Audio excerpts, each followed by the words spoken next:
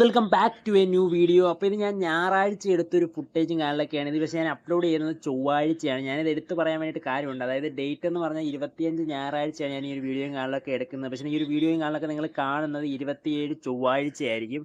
അപ്പോൾ ഞാൻ ഈ ഡേറ്റും കാര്യങ്ങളൊക്കെ എടുത്ത് പറയാനുള്ള ഒരു മെയിൻ റീസൺ എന്ന് പറഞ്ഞാൽ ഒത്തിരി പേര് വിചാരിച്ചേക്കുന്നത് ഞാൻ ഡെയിലി പുറത്തുനിന്ന് ഫുഡും കാര്യങ്ങളൊക്കെ കഴിക്കുന്നുണ്ടെന്നാണ്. പക്ഷേ നമ്മൾ ഡെയിലി ഫുഡ് പുറത്തുനിന്ന് കഴിക്കാറില്ല. നമ്മൾ ആകെ ശമ്പളം കിട്ടുന്ന ആ ഒരു ദിവസം മാത്രം എന്തെങ്കിലും കാര്യമായിട്ട് കഴിക്കുക. അൽഫാം, ഷവർമ അങ്ങനെ എന്തെങ്കിലും. അല്ലാത്ത ഞായറാഴ്ചകളിൽ നമ്മൾ കൂടുതലുകളും ഞായറാഴ്ച നമുക്ക് നൈറ്റ് ഫുഡ് പുറത്തുനിന്നേ കഴിക്കാൻ പറ്റത്തുള്ളൂ. കമ്പനിയിൽ ഫുഡും കാര്യങ്ങളില്ല. അപ്പോൾ നമ്മൾ പുറത്തുനിന്ന് പൊറോട്ടയോ ദോശയോ അങ്ങനെ എന്തെങ്കിലുമൊക്കെ കഴിക്കും.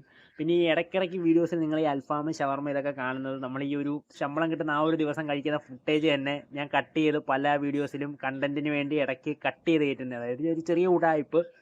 പക്ഷേ അത് കഴിഞ്ഞിട്ട് ആരും ഞാൻ എന്നും പുറത്തുനിന്ന് കഴിക്കുന്നതെന്നൊന്നും വിചാരിക്കരുത്. ആകെ ശമ്പളം കിട്ടുന്ന ആ ഒരു ദിവസമാണ് നമ്മൾ അൽഫാമോ ഷവർമയോ അങ്ങനെ എന്തെങ്കിലും കഴിക്കുന്നത്. ബാക്കി ഞായറാഴ്ചകളിലൊക്കെ ഒന്നി ദോശ അല്ലെ പൊറോട്ട അല്ലെ ബ്രെഡൊക്കെയാണ് നമ്മൾ കഴിക്കുന്നത്.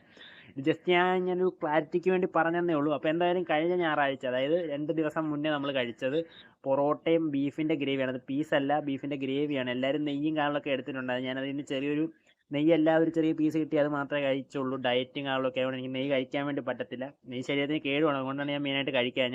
അങ്ങനെ ആ ഒരു ഗ്രേവി കൂട്ടി ആ ഒരു പൊറോട്ടയും കാര്യങ്ങളൊക്കെ മുഴുവനും കഴിച്ചു. ചായയും കുടിച്ചു. അത്യാവശ്യം നൈസ് പൊറോട്ടയും കാര്യങ്ങളൊക്കെ ആയിരുന്നു. പിന്നെ നമ്മൾ നേരെ പള്ളിയിലോട്ട് പോയി. പള്ളിയിൽ പെരുന്നാളും കാര്യങ്ങളൊക്കെ ആയിരുന്നു. പെരുന്നാളിന് എന്തൊക്കെയാണ് സംഭവിച്ചതെന്ന് അറിയാൻ വേണ്ടിയിട്ട് ചാനൽ ഇപ്പോൾ തന്നെ സബ്സ്ക്രൈബ് ചെയ്ത് വെക്കുക. വീഡിയോ ലൈക്ക് ചെയ്യുക. നിങ്ങളുടെ അഭിപ്രായങ്ങൾ വീഡിയോ കമൻറ്റ് ചെയ്യുക. Tata bye.